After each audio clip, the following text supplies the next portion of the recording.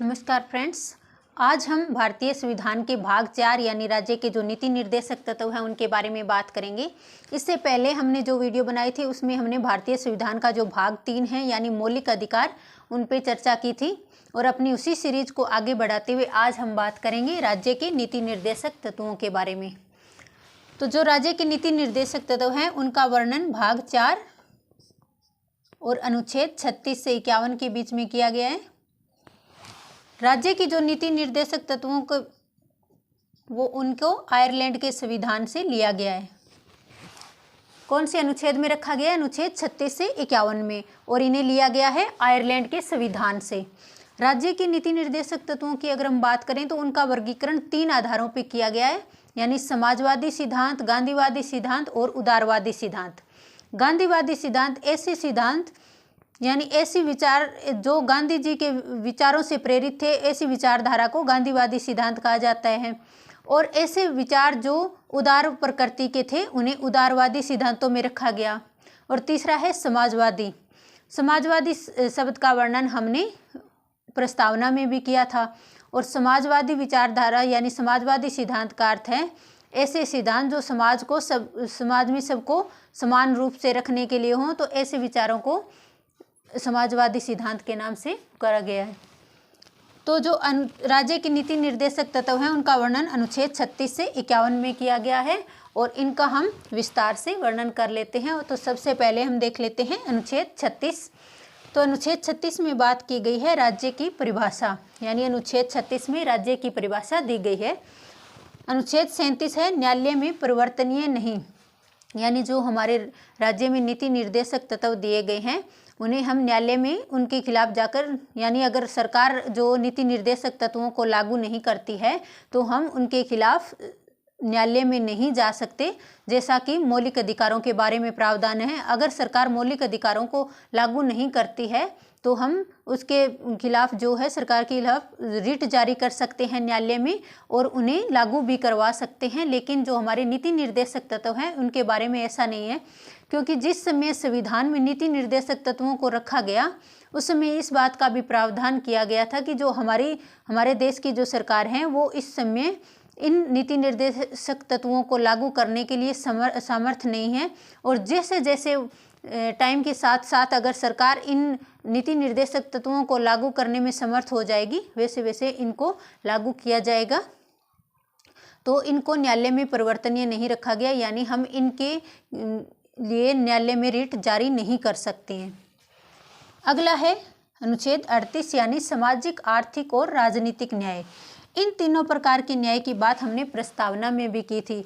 अगर क्वेश्चन पूछा जाता है कि हमारे संविधान में कितने प्रकार के न्याय की बात की गई है तो वो है 3 प्रकार का न्याय, सामाजिक, आर्थिक और राजनीतिक न्याय।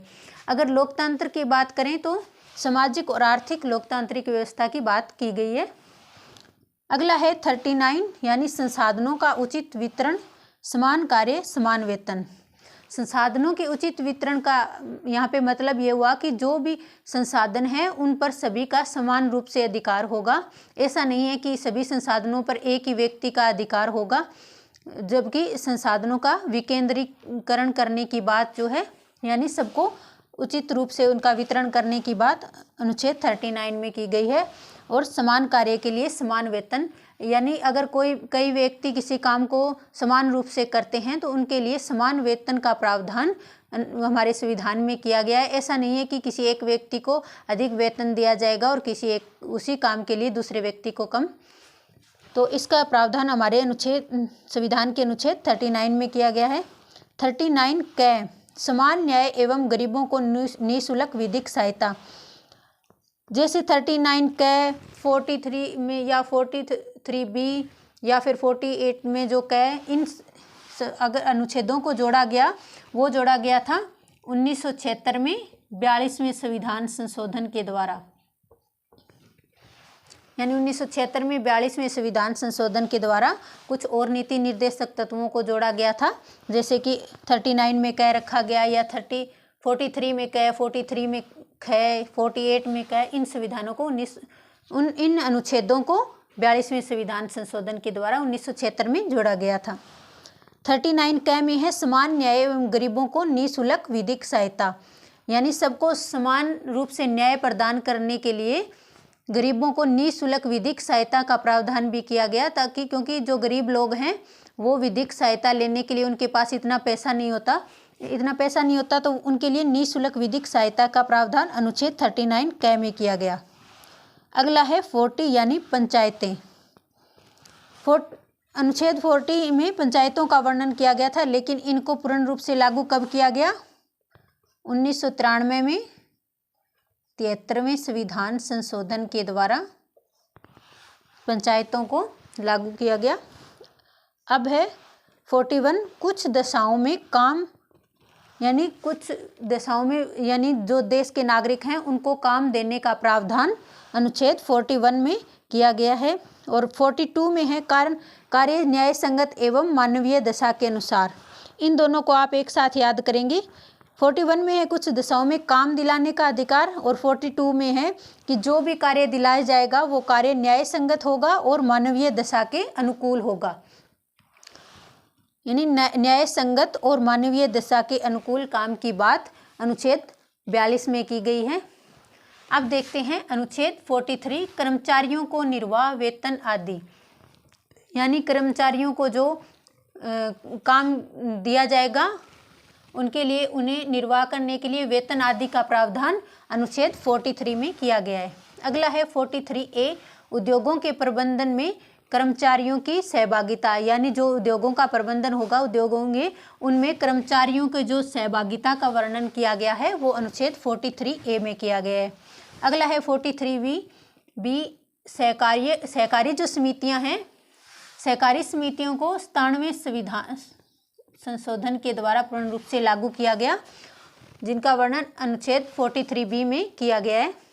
अनुच्छेद 44 यानी 44 समान नागरिक संहिता, सबको यानी समान नागरिक संहिता, इसको आप यहाँ से दो शब्द जो हैं 4 और 4 ये दोनों समान हैं, इस ट्रिक से आप इसको याद रख सकते हैं। समान नागरिक संहिता, समान नागरिक संहिता जैसे कि हमारे देश में जो अलग अलग धर्म हैं उनमें जिसमें विवाह तलाक आदि के लिए अलग अलग रूप से प्रावधान किए गए हैं।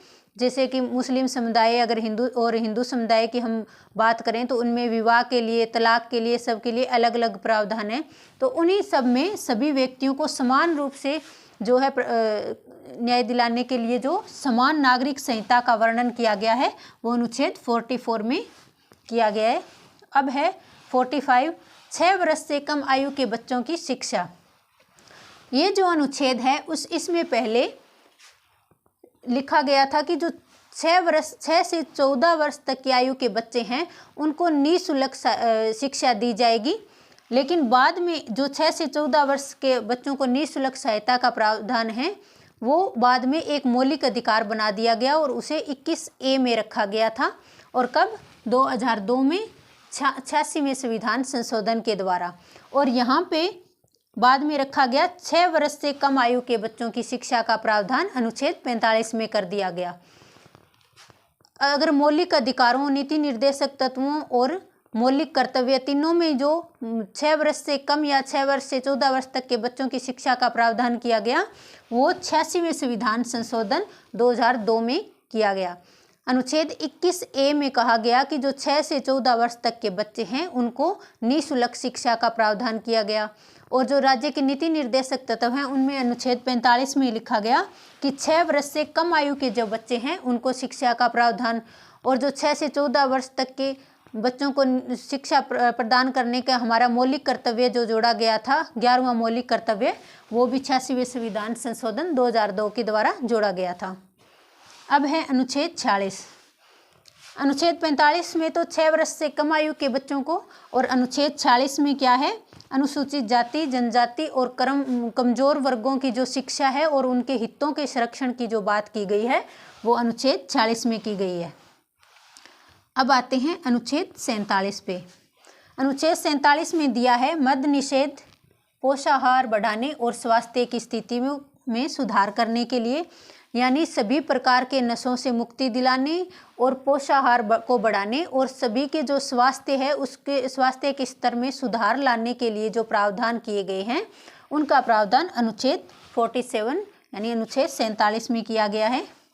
अब आते हैं अनुच्छेद 48 पे, कृषि एवं पशुपालन का संगठन या फिर पशुओं की बलि पे जो रोक है उसकी बात अनुच्छेद 48 में की गई है।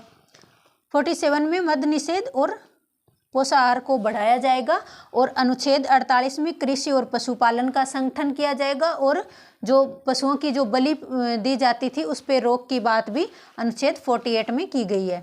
अब आते हैं 48 क, पर्यावरण संरक्षण। पर्यावरण संरक्षण की बात अनुच्छेद 48 के क में की गई है, यानी अधिक से अधिक पेड़ पौधे लगाना, प्रदूषण कम फैलाना, इन चीज़ों का वर्णन, यानी पर्यावरण का संरक्षण करने की जो बात है वो अनुच्छेद 48 क में की गई है। और इसे कब जोड़ा गया था? 1976 में 42वें संविधान संशोधन के द्वारा। अब बात करते हैं अनुच्छेद 49 की, स्मारकों व राष्ट्रीय महत्व के स्मारकों का संरक्षण। जो भी हमारे राष्ट्रीय महत्व के स्मारक हैं जैसे कि लाल किला हो गया, ताजमहल हो गया, इन सभी इमारतों के संरक्षण की बात जो राज्य के नीति निर्देशक तत्वों में कही गई है कि हम सबको यानी जो हमारा देश है यानी देश की सरकार है उसका ये जिम्मेवारी है कि वो स्मारकों व राष्ट्रीय महत्व के स्मारकों का संरक्षण करें।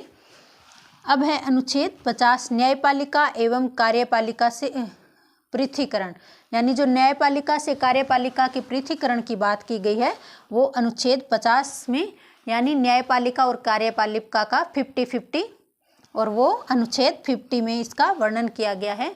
यानी न्यायपालिका को कार्यपालिका से अलग रखा जाए। कार्यपालिका में जो हमारे देश के प्रधानमंत्री है, जो भी हमारी कैबिनेट है, जो वो हमारी कार्यपालिका में आती हैं, और उसको न्यायपालिका से उसके पृथकीकरण का वर्णन अनुच्छेद 50 यानी 50 में किया गया है। अब आते हैं अनुच्छेद 51 में।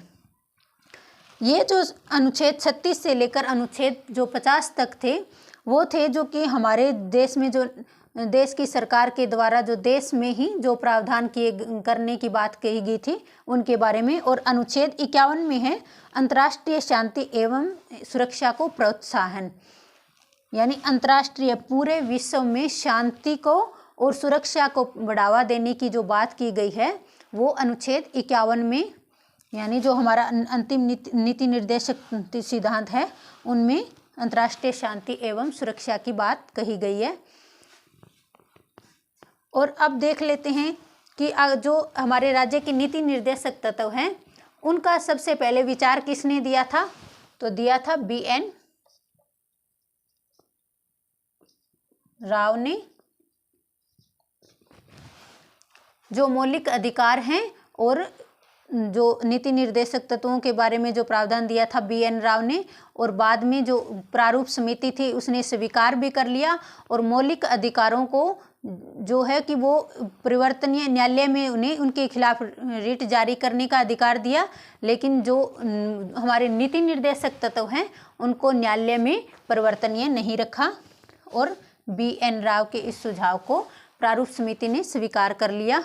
तो दोस्तों ये थी आज की हमारी वीडियो। आपको हमारी ये वीडियो कैसी लगी है हमें कमेंट करके ज़रूर बताएं और हमारे चैनल को भी सब्सक्राइब कर लें। धन्यवाद।